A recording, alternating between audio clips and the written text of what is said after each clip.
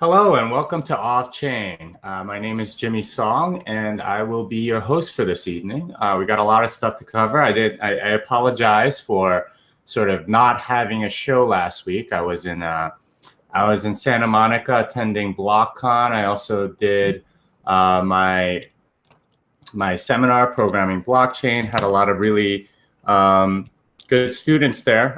If any of you were watching, hi. Let me give you some updates. As far as the Blockstream satellite goes, I did manage to get this nice laptop from Dell. It's an XPS 13, and I got it kind of refurbished. But one of the nice things about it is that it supports like all sorts of Linux things. So you can see that I have Ubuntu on here, and almost all of the I think all of the components are available to be, they work with, oh, whoops, my camera's wrong. And all right, that's better. They work with, Linux kind of natively, and that was why I wanted to get this. I wanted to make sure that this satellite would work with everything. I managed to install Fiber and GNU Radio and the two other libraries. All I have to do now is to hook up the satellite and get all the software running and stuff. But the installation is done. I have a Linux laptop. I can do a bunch of other things related to it. I also decided for some reason to utilize Vim so I can learn it. I've been an Emacs user for like 20 years. And I want to see how we do with Vim. So anyway, that's my Blockstream satellite update. So I wanted to talk a little bit about like the growing developer deficit. I have an article coming out. Hopefully it'll be on CoinDesk tomorrow. I wanted to reach a lot of people. But one of the things that I'm very passionate about is Bitcoin, obviously, and making sound money available to the world. But the thing that's sort of really missing out there is our developers. All these ecosystems are growing and growing and growing. Players are growing. They just can't. And the big thing that's sort of constraining their growth is the lack of developers. And I wanted to let you know, if you are a developer and you have some programming experience, there are two programs that I really want you to, I want to encourage you to get into, especially if you are sort of like Bitcoin curious or have some, application in mind that you'd like to build. There are two things. There's Dev++, which is happening the 2 days before scaling Bitcoin. I will fully admit I am an instructor for this, and this will sort of view of the entire Bitcoin ecosystem and teach you sort of how to work with Bitcoin. The other thing is my seminar, Programming Blockchain. It's a 2-day seminar. I am doing it right before Dev++. This is going to be October 31st and November 1st at Stanford. But yeah, that's also another way. This will give you sort of more the why and sort of explain everything in detail and make you code your own Bitcoin library and send a testnet transaction built from scratch. I've had a lot of good feedback on it. All my former students are in a Telegram chat and on an email list. I send out opportunities and things on that list. So if you want to break into this industry, I highly, highly encourage you to do so, because not only is it lucrative, but it's also good for your Bitcoin investment if you have any. And certainly it'll position you very well going into the future as Bitcoin becomes a larger part of the world economy. And certainly, you want to get in on this stuff early. Well, this is your way to do it. You can do Dev++, you can do Programming Blockchain. I really want to encourage you guys. There's a lot of instructors for Dev++, by the way, including a bunch of core developers. Ethan Heilman and John Newberry have been core contributors in the past. John Newberry, I think, had the most commits in the last release, 0.15. So certainly a good person to learn from. There's a bunch of other instructors as well. and they'll go over all sorts of stuff, including sort of second layer solutions like Lightning and things. You can take a look at the full syllabus for those 2 days on the website that I have below in the video. You can click on it and take a look. I would also encourage you to go to Scaling Bitcoin. I mean, a lot of these conferences are very much into sort of ICO promotion, and I was at BlockCon. I enjoyed BlockCon for the networking and things, but a lot of the presentations actually kind of felt like timeshare presentations, like where you're like kind of stuck there and you don't really want to be there, and that they're going to sell stuff, and they have all these like aspirational messages. What could you do if if we did X, Y, or Z? And it's like they're trying to sell you something. It's very hard to be at.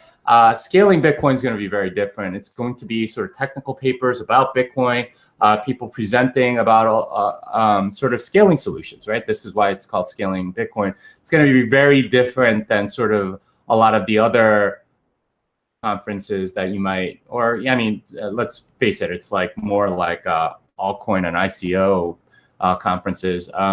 And that tends to sort of plague our space, and we sort of had to deal with it because those people are the ones that are willing to sort of sponsor a lot of these things. And you can sort of understand from a conference organizer point of view, if you want to make your money back, that's sort of how you do it. But it can get a little tiresome. Scaling Bitcoin is very different. It's a lot like Breaking Bitcoin back in Paris, and they have a great reputation. They've done this 3 times already, so I really want to encourage you to do that as well. All right, so I did that. All right, let's talk a little bit about Bitcoin Gold. I did write that story just so you guys have an idea. That's the second most popular story that I've ever written, and largely it's because there just isn't that much information about it, and I'm getting sort of all the Google hits as a result of that. I could see sort of like the refers coming in. It's like google.com, google.ca, google.uk, google.fr, Google, like every possible Google search, I guess, has my article as like the #1 result when you search Bitcoin Gold. So it's not a surprise that it's the second most popular ever. The first one was my article on Bitcoin Cash. So whenever these hard forks come, it looks like my articles tend to do pretty well. Anyway, just to give you an idea, Bitcoin Gold is by the Lightning ASIC guy, Jack Liao, and he's sort of he hired some developers, I guess, and they're doing most of the development for Mirai here in China, and they've had some problems sort of uploading to GitHub, so you might not see sort of the updates quite as fast. But their main thing is they're going to move to GPU and CPU mining, and they're doing this with Equihash. Equihash is sort of like this generalized birthday problem. If you don't know about the birthday problem, if you have, here's a very brief summary. If you have 23 people in the room, you have about a 50-50 chance of 2 people having the same birthday, and that's because the number of combinations of 2 increase very quickly. It's like 23 times 11, 23 times 22 divided by 3 times 11. That ends up being like, I don't know, some number. Anyway, there are more combinations of pairs where you can possibly have the same birthday.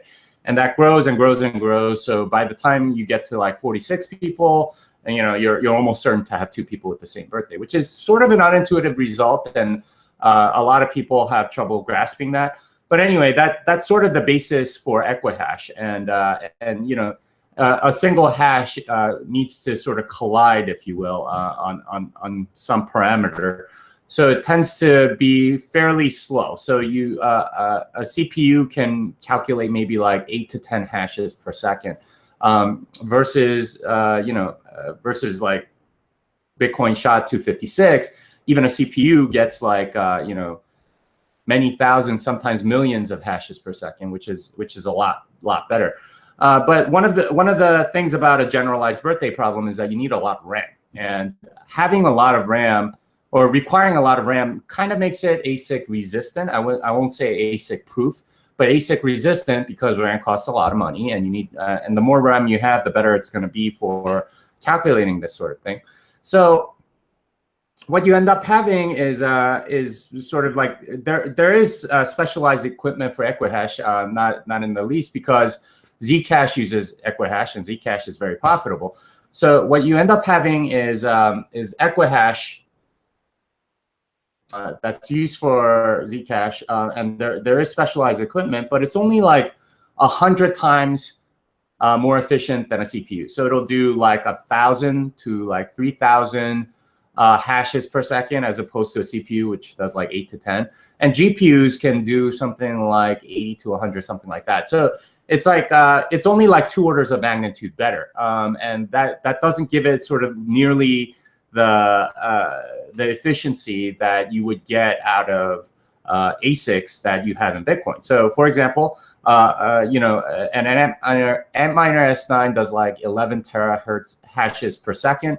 A CPU does like you know, mega hashes per second. So, you know, an ASIC, specialized ASIC for Bitcoin is 1,000,000 times better. So that's sort of the idea behind Bitcoin Gold. They do have a few things that give me a little bit of pause. Among others, the main thing is that they're planning something of a pre-mine. They say they're committed to a 21 million Bitcoin limit, but they are going to you know, take the 1% from somewhere. So I guess that's like 210,000 Bitcoin Gold tokens or something like that. And they have to sort of keep the history, or else it wouldn't really be a hard fork. So, I mean, the only place that I can think of that they're going to take that 210,000 Bitcoins from is future mining rewards. And, you know, there's still like 4 or 5 million to go. So they're really taking about 10% of the remaining mining reward ever, you know, going forward somehow. They can, I guess, take it in a lump sum or make it sort of like a slow bleed or something like that. But that's, you know, that's I think their plan is to take some sort of dev subsidy so they can continue development on it. I've never really liked the dev subsidy model, but I understand it because the developers need to get paid, and you know, the easiest way is to sort of do it like they're doing. I mean, that's not to say it's right, but I understand why they're doing it. Okay. Yeah. Somebody's pointing out it's one guy. Yeah, it kind of is one guy. It's hard to tell, right? Because it's one guy doing the commit on GitHub, but from what I'm told, it's actually a team in China, and they actually can't really get GitHub access from China for some reason. It might be the Great Chinese Firewall or something like that. So it's a little bit hard to tell how big their team is. I'm sure we'll find out more as we go on, especially if it's popular. But that's something to keep in mind. The other thing I want to talk about is SegWit2x. Obviously, there's a lot of consternation about replay protection in particular. I wrote an article about replay protection a couple weeks ago. You know, I even had Jeff Garza review it, make sure like I didn't have any technical inaccuracies or whatever. And the replay protection was based on spending a small amount to this special address, like it starts with 3 BIT. And basically, the redeem script is, or how you would redeem it is very clear to everybody because they published it. But you know, like if you did that on Bitcoin, it would go through. If you did it on Bitcoin 2x, it would not go through because they had special code in there that would reject those transactions at a consensus level. And you know, that's sort of what they chose because you know, if they had strong replay protection, they would basically cut off all of the that are in the ecosystem, and none of the wallets would be sort of compatible with Bitcoin 2x. And you know, I don't agree with them, but they think that 2x is sort of going to be the chain going forward. And if that's the case, why sort of alienate all the wallets? But that's sort of their thinking.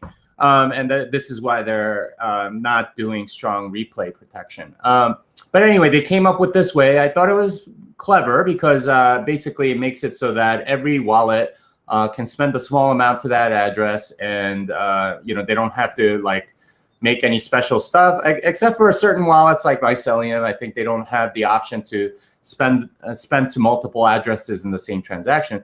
But pretty much everyone else, or most other wallets, have some option of spending a small amount to another address.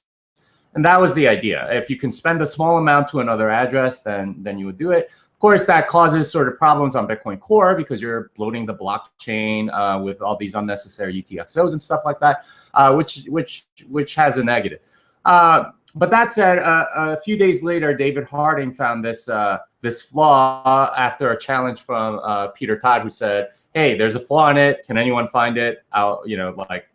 He sort of like said it like an instructor, and David Harding, of course, he replied with an answer, and the answer involves basically payment channels.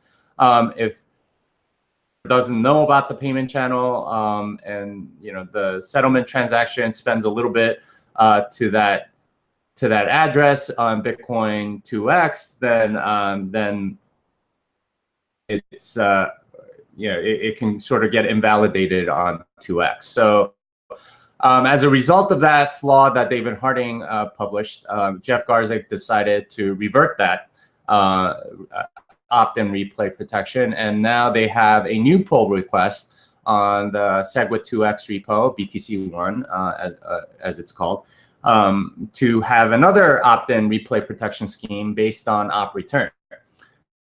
So there a specific op return that's, I think, 4 or 5 characters, something like that. I can't remember.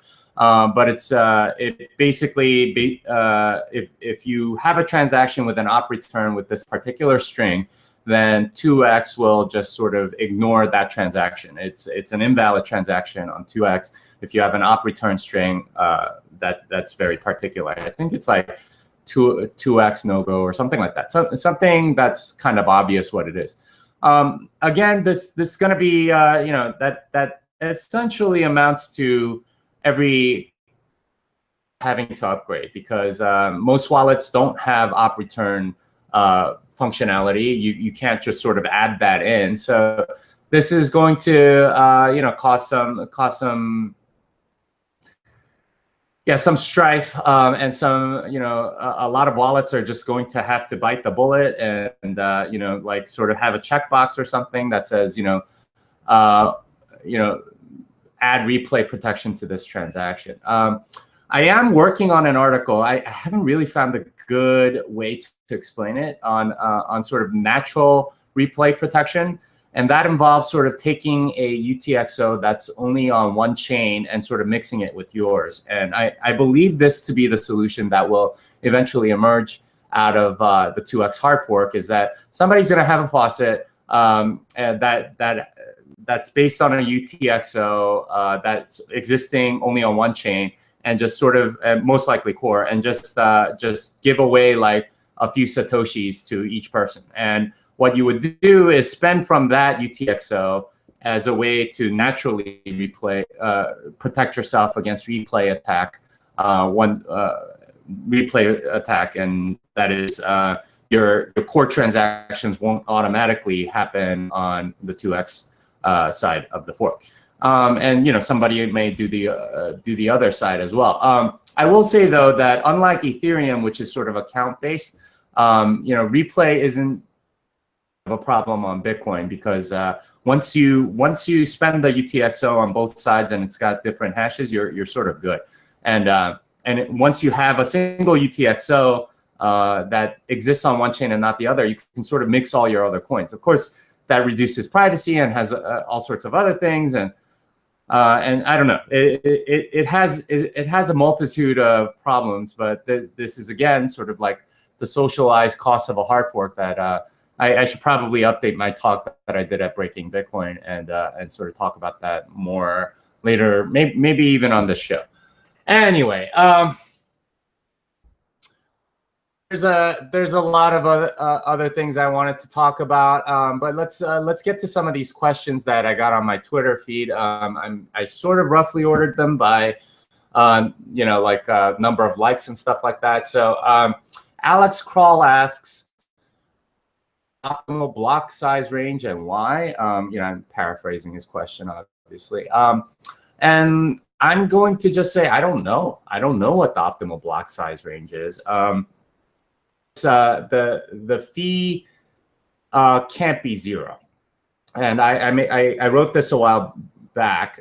It can't be so large as to make the fee zero, because that means that every there's a socialized cost to storing every transaction, and it has to exist for perpetuity, right? Like as long as Bitcoin exists, that transaction has to be in the blockchain somewhere and has to be verifiable. And that's a cost that every node has to bear. And no one's really figured out a way to compensate those people for sort of storing that stuff. But if the cost is zero, then you can just sort of use the blockchain as data storage, kind of a slow data storage, but it's socializing too much cost, and the block can't be so big that the fee is always zero. But other limits, I have no idea. I mean, Luke Dash Jr.'s sort of gotten a lot of grief for saying, like a block size of 300K is enough.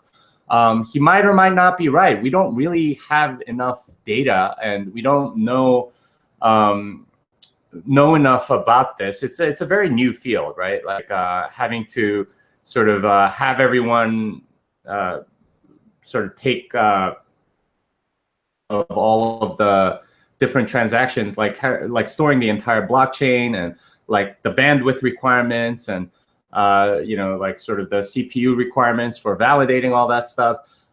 It's not entirely clear. I mean, other people have said, I think 8 megabytes you can probably handle right now. I don't know.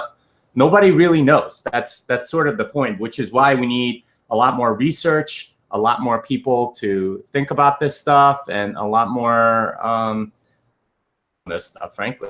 And SegWit is a block size increase. I want to remind you of that again. And we will sort of slowly trend towards 2 megabyte blocks as SegWit becomes more and more popular. And if you want cheap fees, that's the best way to get them right now. Like move a lot of your UTXOs to SegWit addresses, and you'll see like you can get them in for like one Satoshi per byte. I mean, you can be down to like 20 cents for a transaction. It's no problem if you're using SegWit. And you can make it compatible by using sort of like the backwards compatible SegWit. I think very soon in the near future we're going to have like Bec32 addresses, and that'll make it even easier. So that's my answer for Alex. All right, let's take a look at the next question. Cal Cobb asks, if you're sort of a non-technical person and want to work on Bitcoin projects, how do I start? I mean, certainly sort of educating newbies about Bitcoin, especially the non-technical ones, and writing articles in that regard would be very useful. If you are, sort of, if you like video, you can make videos in that regard, and just sort of like show them what you're doing and how you do stuff, and get some advice from technical people, obviously, on making that stuff. But there's a lot of ways to contribute. The talk I gave at BlockCon was about sort of like the 3 anti-fragilities of Bitcoin. One was technical, one was economic, and one was social. I think we tend to overestimate the economic and underestimate the social. And there's an enormous social community that we need to make more anti-fragile. It's already anti-fragile, but sort of strengthening that and making it even more anti-fragile is a good way to invest. And that's just sort of putting the right information out there and making sure people understand different things, and bringing more people in that are educated on this stuff. That's, I think, how we get there. Should we prepare for hyper Bitcoinization? That's a question from Seaside Crypto. Hyper Bitcoinization, I can't believe that's like a phrase now. Daniel Kravis, who I had on the show way back in episode 1, he actually wrote that article about hyper Bitcoinization. I think he coined the term. So anyway, the idea is that at some point, fiat money is going to be seen as worthless. Bitcoin is going to be seen as sort of like the best store of value, and people are going to, there's going to be a tipping point at which point everyone's going to go into Bitcoin, and a lot more people are going to pull out. I still think that's some years away, and it'll happen more as sort of fiat money more and more devalued as governments get less and less disciplined, and spend more and more money. But that's going to take some time. But when it does, you're going to have to be very careful about the fact that you have Bitcoin. You're going to want more security around your stuff. You're going to, because when you're the one person that has a lot of money in like a crowd of people that don't, you just sort of have to be more careful. Security is going to be more paramount. But yeah, I mean, I can't predict what's going to happen. Yeah, most of my answers, I think you'll find, are I don't really know, but here's my speculation. So, why would anyone want Bitcoin Gold, Joe BTC? Well, I mean, the argument there is that you can sort of take miner centralization away from China, and you can have more people mining. It doesn't really take away much from sort of manufacturer concentration of mining equipment. I mean, we still know that Bitmain produces something like 70% of all mining equipment on Bitcoin. Like Bitfury does another 20%, and maybe Canaan does the rest, something like that. But yeah, I mean, it's not really that different for GPU manufacturing. I mean, you got NVIDIA and AMD. What else is there really? I mean, those are the only two manufacturers. The real benefit, I guess, is that more people have access to GPU cards, and it's sort of more diverse industry and stuff. I mean, that's sort of the argument. I mean, the dev subsidy, though, that really sort of on things and sort of takes away from their message quite a bit, in my opinion. But I mean, who knows? There may be people that are sort of inspired by that message. I mean, we'll get to this later, but if you have certain scenarios in 2x, you might have a Bitcoin proof of work change. That's something to consider as well. All right, let's take a look at the next question. How will country-specific cryptos affect BTC? I assume, and that one is by Nathan Millen. I assume you're talking mostly about like the new crypto ruble that Russia is planning. And to be quite frank, I don't really know, but here's my speculation. Like I said, that's going to be my answer to most things. Yeah, I mean, if you have a crypto ruble, you may be able to do atomic swaps with Bitcoin. I don't know. I imagine that Russia is going to the crypto ruble, and I imagine many other central banks are going to go down this route. They're doing that because they can centrally control it, right? Like that. It may sound a lot like a decentralized currency that Bitcoin is, but it's anything but, because you have the one entity sort of issuing tokens, and they can do whatever central bank monetary policy that they want. And really, it's kind of a wet dream for a lot of central banks, because you're going to be able to track every transaction. You can tie it to identity if you want, or a social security number or whatever. You're going to eliminate cash transactions, so you can have negative interest rates. You can make people do all sorts of things, and you could track everybody and everything. It's like the antithesis of Bitcoin in many ways. So I mean, I wouldn't get too excited about the crypto ruble existing. I mean, maybe there's an application there, and that you can do atomic swaps with Bitcoin if they have sort of the requirements that you need in order to atomically swap against it. Certainly, exchanges will have an easier time, like transferring money around, and as will all sorts of other institutions. But yeah, as far as I'm concerned, it's not a great thing, and it'll be more of a competitor, like a fiat competitor. I mean, they can call it a cryptocurrency, but it's still fiat money. All right, I just want to thank the 372 viewers. Please give me a thumbs up and a subscribe to the World Crypto Network if you like this stuff and want more people to find it. I'm enjoying these questions so far. I will go to the chat soon. All right, so let's take a look at the next question. Jackson Miller asks, what is the latest on Lightning? Well, I don't know if you saw, but Lightning Labs, led by Elizabeth Stark and Lalu and all those other guys, They released a client, like a beta client that you can play with. I believe on testnet, maybe even on mainnet. I'm not entirely sure, but you can go play with it, download it, do whatever. It's gonna take some time for Lightning to sort of come to fruition. Right now, it's mostly like small transactions, and they don't let you sort of put in,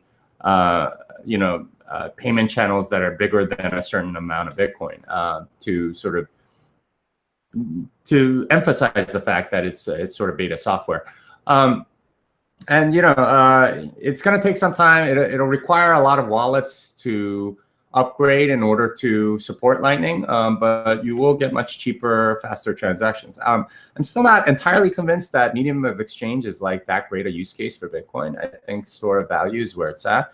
But eventually, this may become a much bigger part of the ecosystem, and I certainly hope it does, because it'll make transferring money to exchanges or whatever much easier. All right. What's some tech that will help Bitcoin grow? This is from Crypto Cody. Yeah, it's a hard question. I mean, certainly, having more bandwidth will help. Having more secure devices will help. The one thing that I've been talking about a lot are HSMs, hardware security modules. I think consumer level HSM would be great. If you don't know what an HSM is, it's been around a while. It's a hardware piece. It stands for hardware security module. And what it does is it has decided, and it can sign things using that private key, depending on whatever algorithm you program into the HSM. But access to that private key is very restricted. And if you have sort of a FIPS 140-2 level 2 HSM, if somebody tries to tamper with it and get at that private key, it'll be evident what's going on. Of course, like having it tamper evident isn't that useful, but level 3 is tamper proof. So if somebody tries to get in there to get at the private key, if they open the machine or do anything, what the machine does is it will just sort of destroy the private key. There's like something in there that will just sort of destroy it and not make it possible for you to extract the private key from that machine. Now, this has been around a while. If you think about somebody like VeriSign, they sign tons of security certificates every day, and they use an HSM to sign the security certificate, so your website has that little green lock and stuff. That's that. I think a consumer level HSM will have to come in at some point. Something that's easy to use, something that's cheaper. Right now, HSMs are really expensive because they're mostly selling to banks.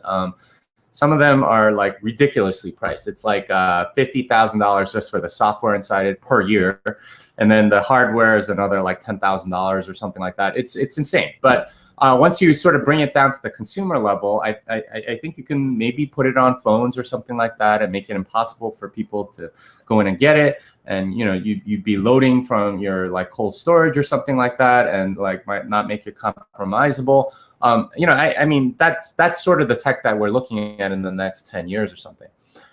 All right. How many chains will be meaningful in 10 years? This is from Ty Danko. That's a really good question. I believe Bitcoin to be one of them. Is there room for another one? That's really the question. I think so. I mean, there might be other use cases and stuff, and like altcoins and other things have a half-life, I think, of some undetermined amount right now. But people will lose interest. But 10 years is just sort of too short a time frame for most of them to disappear.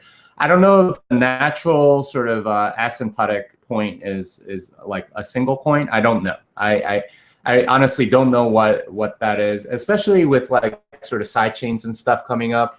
I can see side chains sort of supplanting a lot of the need for altcoins. But then again, we might not. I don't know. It's really hard to tell at this point and hard to make that prediction.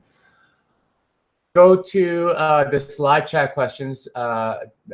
Tune and Drop Out asks, Bitcoin briefly plunges nearly 9% on fears of greater oversight from U.S. regulators. Doesn't surprise me at all. Bitcoin tends to do this crazy dip and bounce and things. I'm convinced there's a lot of people sort of waiting to buy, and there's sort of like this latent demand, and they're just waiting for a little dip so they can like buy a ton. And this might be institutions, this might be individuals, this might be whoever. But if you saw an asset that you wanted to buy, like most people's mentality when it comes to buying is I'll wait for a dip and I'll buy. So when they see sort of a 9% drop, they're like, all right, instantly, let's go buy some. So I mean, like, yeah, it's hard to tell, and Tong's a much better person to ask than me on this stuff. But my gut feeling is that there's still a lot of latent demand. There's I mean, Coinbase was saying they're getting like 100,000 signups or something crazy per month or something like that. And it's a lot of people that want Bitcoin, that are interested in Bitcoin, and all those people are probably waiting to buy, right? Honestly, and they want just a slight dip, so they feel like they have a discount. It's more sort of a human behavioral thing than anything else. Kind of what happens. All right, let's move on to some more questions from Twitter. All right, can you play devil's advocate? This is from Spencer Hansen. Yes, I can. I was interviewed recently about like Craig S. Wright and what I thought of him. All right, so I'll make the devil's advocate argument that he is not a scammer and that he's just sort of trying to better Bitcoin somehow. Maybe he lost the key or something like that, and he has the expertise. Maybe he's he is an original cypherpunk, and he was Satoshi Nakamoto, and he sort of created this. It's entirely possible given his history and where he was at the moment. And I think he's Australian, so the spelling and all that would make sense. Oh God, this I want to throw up. It's like physically nauseating to make that argument in some way. It's just, oh God, this guy. But yeah, I guess I could make that argument. It's a lot easier for me to make arguments on stuff where I'm more neutral, I guess, which everyone makes fun of me for. But yeah, I really think Craig's a scammer. Yeah. Anyway, let's take a look at another question. Why is there so much hatred for core devs, and who is Thamos? This is from Paul. Well, I mean, I wouldn't say there's a lot of hate, but certainly there's a group of people that have wanted bigger blocks for a long time that core quite as much. Thamos is sort of the moderator for our Bitcoin and Bitcoin Talk. Which Bitcoin Talk is where like the 10,000 BTC transaction for pizza happened. It's where Satoshi was hanging out before he disappeared, and so, or he, she, or they disappeared. But that's kind of what Thamos is known for. Once he started sort of or censorship, depending on your point of view, on our Bitcoin and Bitcoin Talk. With the advent of sort of bigger blocks and that debate, I think it was around 2015-ish. He was like doxxed in many ways and stuff. I wouldn't wish that on my worst enemy, but yeah, I mean, he was a little bit heavy-handed, I would say, on a lot of the moderation and maybe what you might call censorship on our Bitcoin. I don't know if you can really call it censorship since it's sort of like a private thing. It's only like government that's. Whatever the case, that's who he is, and I don't think there's necessarily that much hatred for core devs. It's just mostly disagreement. And people sort of say things sort of in a mean way on the internet. Anytime you actually meet any of these people, I mean, there's no real hatred there. It's just sort of annoyance, disagreement. It's not. I mean, like real hatred is. I don't know, rather rare. We make it sound like it's a lot more common than it is. All right, Drew Fatler asks, what are some scenarios for 2x? Yeah, so I really want to do an article on this, and I certainly will when when the time comes a little closer and it's clear that 2x is hard forking, and we're not really even sure if 2x will follow through with the hard fork. Certainly looks like they will, but who knows, right? It's a lot that can change in the next month. But yeah, so some scenarios, if 2x has majority hash rate, I can see, well, if the price on the Bitfinex futures is roughly correspondent to what it will be on like around November 18th or whenever that block they're supposed to fork at is sort of, I mean, at least 40% of miners sort of switch between Bitcoin Cash and Bitcoin. And they just chase whatever's more profitable. I imagine those same 40% are a good estimation of who will switch back and forth based on what is profitable. We already have sort of F2 pool getting out of the 2x agreement, so they're certainly in that pool of 40%. So I imagine, if the price is, on Bitfinex futures is roughly accurate, and there's no indication that it isn't, and you have, sort of miners that will switch back and forth, I think Bitcoin will certainly have at least 40% hashing power. That's not to say that, there aren't sort of other levers that, the people on the 2x side can pull. It's certainly possible that they have something like 95% after the 2x hard fork, in which case, core blocks will take like, 20 times longer, which is like 200 minutes or 3.5 hours, something like that. Of course, it'll be really profitable for whoever is mining it. Well, it won't be until the difficulty adjustment, but I mean, that's something that people can live with, especially if you use it as store value. No one can steal anything, even if it gets attacked. The big thing is that there's this threat of attack, right? If you only have 5%, then it only takes 6% to, or 5.1% to attack your chain. And that's certainly something that the other side can do.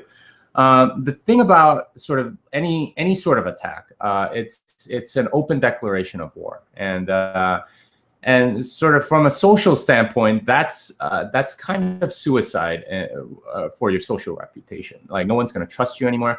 All kinds of stuff like that. If you just sort of thought of Bitcoin sort of from a technical and economic standpoint, then what happened a while ago with like BitGo, where a customer lost like 75 Bitcoin or something like that because they accidentally put it into the mining fee. What happened with that scenario? Well, let me recap the scenario. There was a customer that tried to send himself some money, and it accidentally put like 75 Bitcoin into the transaction fee. And BitGo immediately said, we'll cover this, but let's try to work with the miner. The miner ended up like refunding the guy the 75 Bitcoins. Like that sort of scenario from just sort of a game theory, technical and economic perspective would never happen if you only considered the technical and economic perspective. The reason why that money was returned was because of the social aspect, right? Like these two companies want to be known as sort of like trustworthy. And that's actually a giant part of Bitcoin, is that if you don't act justly in the system, then you're going to get burned, right? Like no one's going to trust you. No one's going to think that, no one's going to give you business. And that's a major part of what you have to do.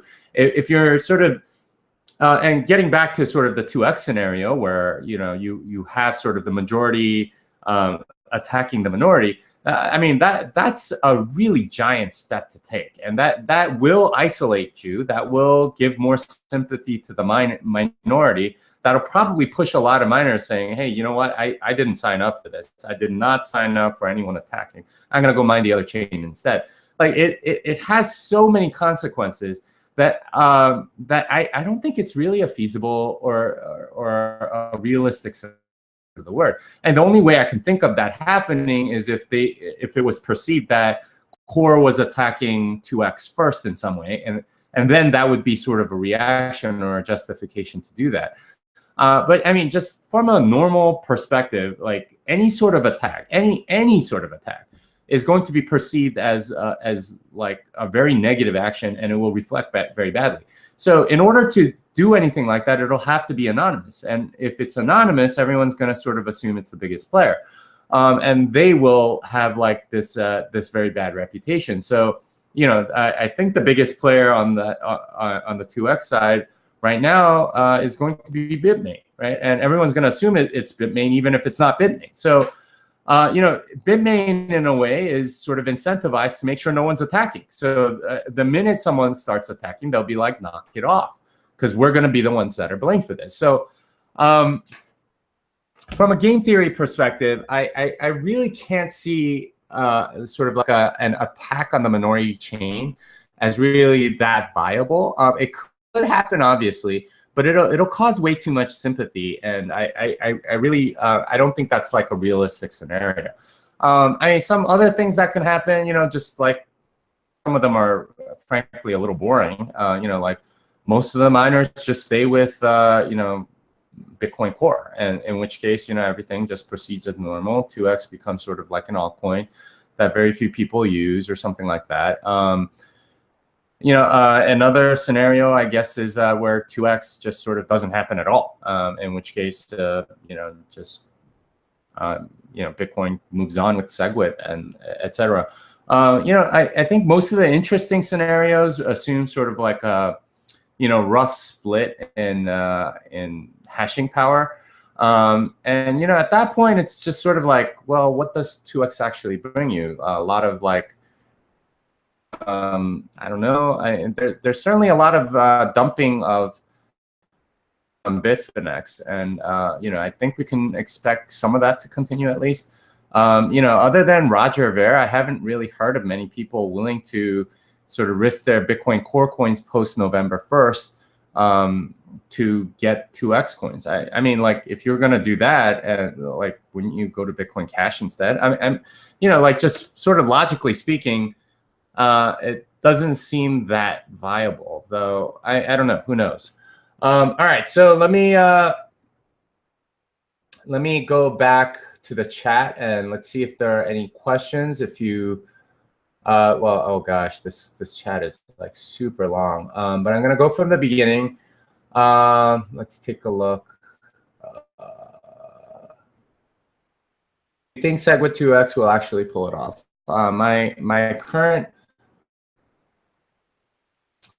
My current thing is that they probably will have a hard fork. Wallets will have to deal with it. It's stupid. Litecoin is a fork of Bitcoin, and there was no free money to give to anyone. Why is that? I guess that's not really a question. Here, let me hear.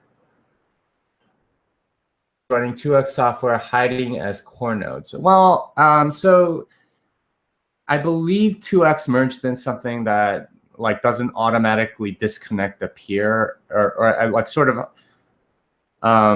changes the user agent string so that it looks like Bitcoin Core, and that's to sort of like stop Bit from sort of banning it. But I mean, it's gonna happen anyway. The first block you send that's not valid on the other chain. So I'm not sure what they're trying to accomplish there. Really, the core developers were concerned with just sort of a node that's not only connected to 2x nodes and getting sort of false information and stalling out. I don't think even that's a big deal. Most nodes are connected to like 8 to 10 other peers, and the chances of them all being one side or the other, you know, and getting isolation attacked is fairly small, and you're not really going to transact right after the fork anyway. So it's a big threat. But then again, like, right, like they find low probability scenarios and protect against them. And you know, this is why it's such robust software. Let's see. Let's see what is all right. About the Bitcoin Gold pre-mine, it's going to be about 1% or 420,000 Bitcoin Gold tokens. I just want to go to the moon. Is that too much to ask? I do too. Let's see what's here. Korean pump coming? No idea. BTC, what to do before SegWit 2x? Or I will wait for SegWit 2x and get free money again. You will get a hard fork coin if they do hard fork. So there's that. My theory has been that Bitcoin is very anti-fragile.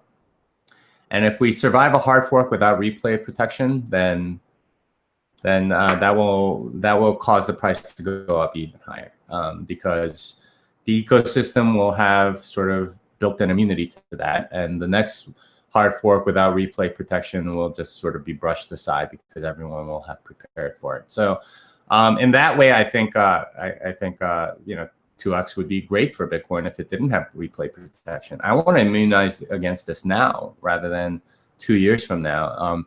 And not like, I don't know if 2x will succumb to the pressure that everyone is putting on them to add a strong replay protection, but if they succumb to that, then the next one might not. So I mean, I'd rather immunize against this earlier. All right, let's see. What's the next one?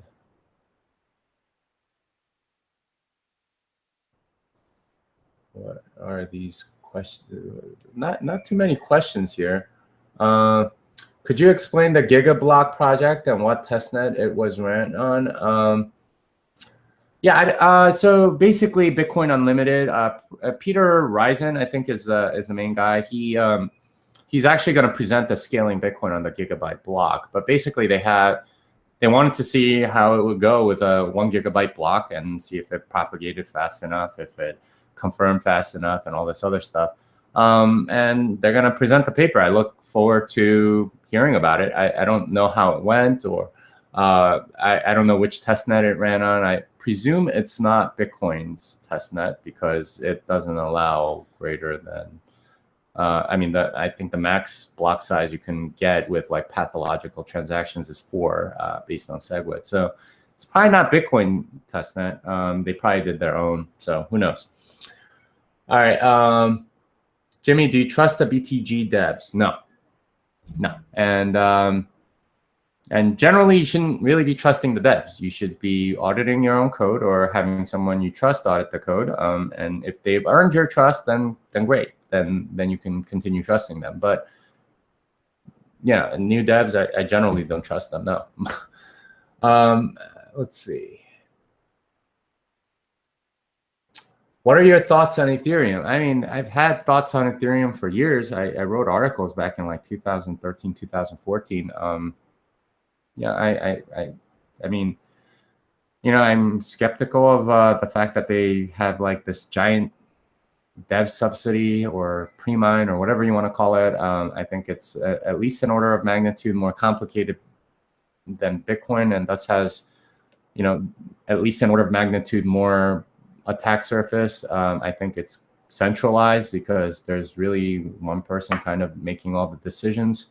But I mean, I don't know. It might be useful for something. I'll keep an open mind on that. But I haven't really seen anything other than it being used for ICOs. And more power to them for that. They've certainly found a niche in market. But yeah, we'll see if there's anything that's actually useful to society coming out of that. All right, let's see.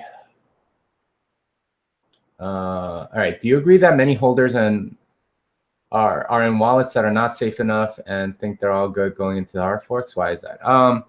I think pretty much if you have any Bitcoin, your first question is when can I get when's it going to be safe after the 2x hard fork? So I mean, I don't think most people are sort of think that their wallets are safe at all. I think they're asking the right questions, and that's to be expected because you have a lot of money on the line, right? Like even if you have a small amount of Bitcoin, you're still concerned because it's your money. And this is something I tweeted, right? Like it's you don't need to worry about the hypothetical ignorant noob. There aren't like that many of them, and most people when it comes to their money are very, very careful. If you had like $20,000 in your pocket, you'd be very, very careful about where you placed it, what you did with it, I mean, I know there are stories of Floyd Mayweather sort of like losing track of where he kept his money, but that's because he's really, really rich and maybe slightly irresponsible. But, you know, I mean, pretty much everyone else, if you have a significant amount of money, you're going to be very, very careful, and you're going to make absolutely sure of everything. And that's the behavior we would expect. And that's what people should be doing. So, yeah, I mean, you know, wallet devs will give the all clear on stuff and say, okay, it's safe to do X, Y, or Z, and maybe they'll post instructions or maybe even a video on how to do certain things, and that's when most people will actually act on, you know, whatever 2x decisions that they will make.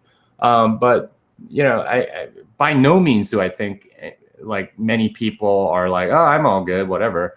Unless they're holders and all they're not going to do anything with their 2x tokens. Yeah, I think people are very careful with their money. All right, let's see. Will B Gold cure baldness?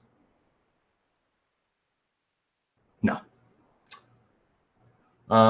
Can you speak to the Bitcoin.com article of the benefits of Bitcoin Cash versus Bitcoin?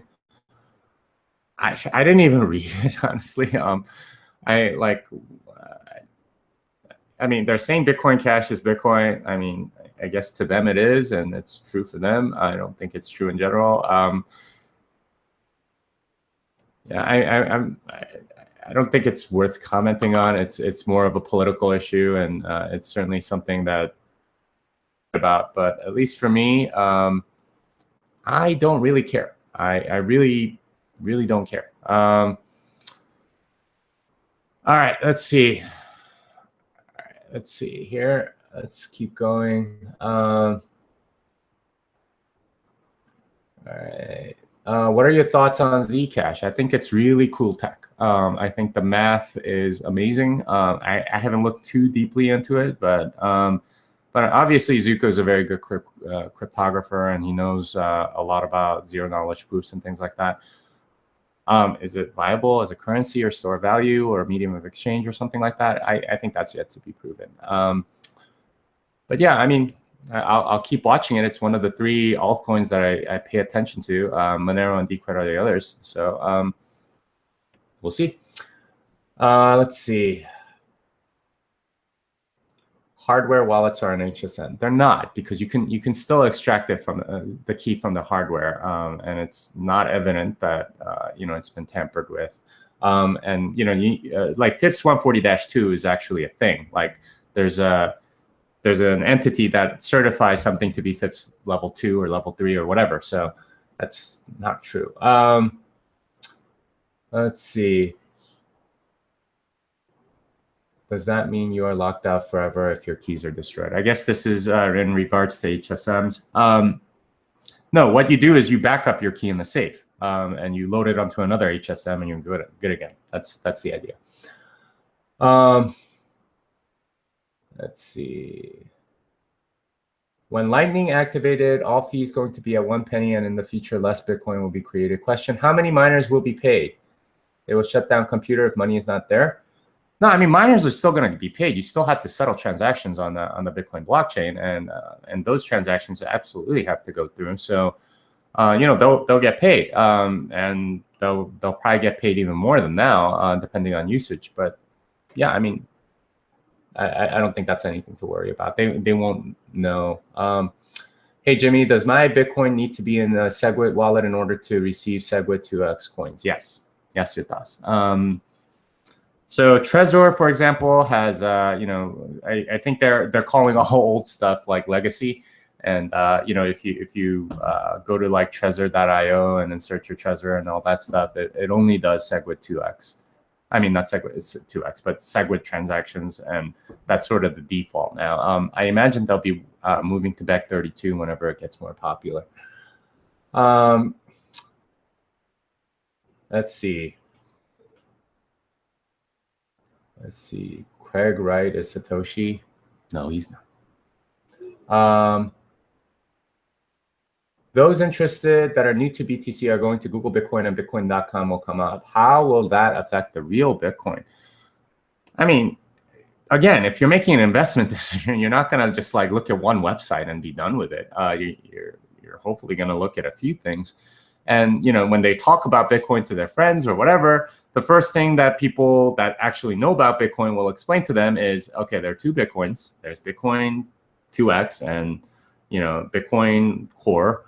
And here's the difference, and here's how much they're worth. And that's what you should know.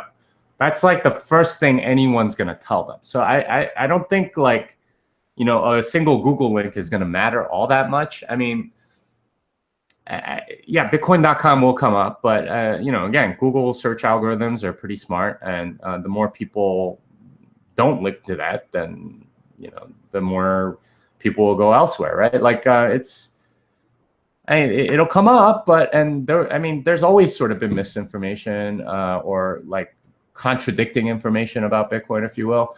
And, you know, people find out the right thing because, you know, there's sort of a social community around it. Again, like I said, the economic is probably overstated and the social is understated. There's a whole social aspect to Bitcoin, which I think most of you guys kind of instinctively know, right? Like there are certain people you listen to, there are certain people that you pay attention to, and stuff like that.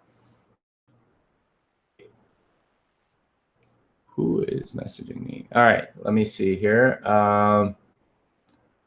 Okay, somebody. Oh, Harish, thank you for your $5. Let's see. Who drives the strategy for marketing Bitcoin? Nobody. It would be you, if anything. That's it. Yeah, that's it. All right, let's see here. Jimmy's song equals God of War. I don't know. I don't know about that. Corey, remember when the fuzz dragged that? I don't.